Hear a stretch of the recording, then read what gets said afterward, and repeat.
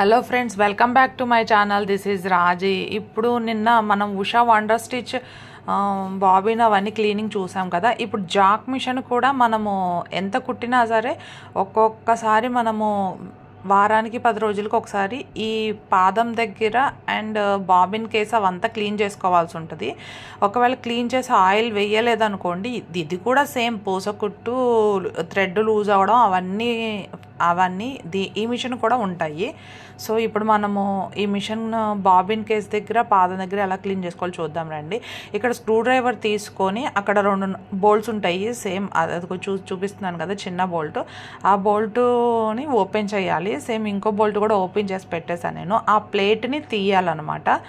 ఆ ప్లేట్ని తీసి దాంట్లో చాలా దుమ్ము, ఆయిల్ అన్నీ ఉంటాయి. అవన్నీ క్లీన్ చేసి పెట్టుకోవాలి మనం. ఫస్ట్ బాబిన్ దగ్గర కూడా క్లీన్ చేసి పెట్టుకోవాలి.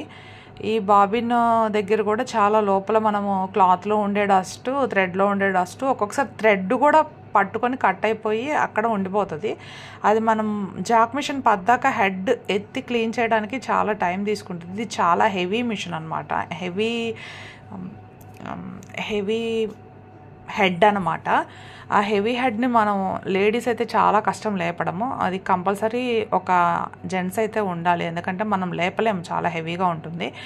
అందుకని జస్ట్ ఇక్కడ మనం బాబిన్ని లోపల నుంచి బ్రష్ పెట్టి క్లీన్ చేయడమే. అది కొంచెం చూసారా ఎంత వచ్చిందో, బ్రష్ పెట్టి క్లీన్ చేస్తే బ్రష్కి కంపల్సరీ అలా వస్తుంది.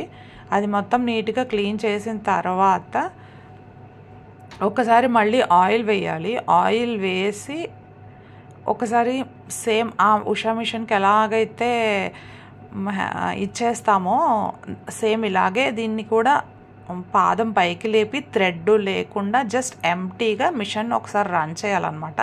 అప్పుడు ఆయిల్ అక్కడ పళ్ళ చక్రం ఉంటుంది, అక్కడ ప్లస్ కింద బాబిన్లోకి ఆయిల్ వెళ్తుంది. దీనికి కూడా సేమ్ మిషన్ వారానికి ఒకసారి కానీ 2 సార్లు కానీ ఇక్కడ కంపల్సరీ ఆయిల్ వేయాల్సిందే. ఆయిల్ వేసి మనం అదంతా నీట్గా క్లీన్ చేసుకుంటేనే మిషన్ వర్క్ అవుతుంది. Thank you.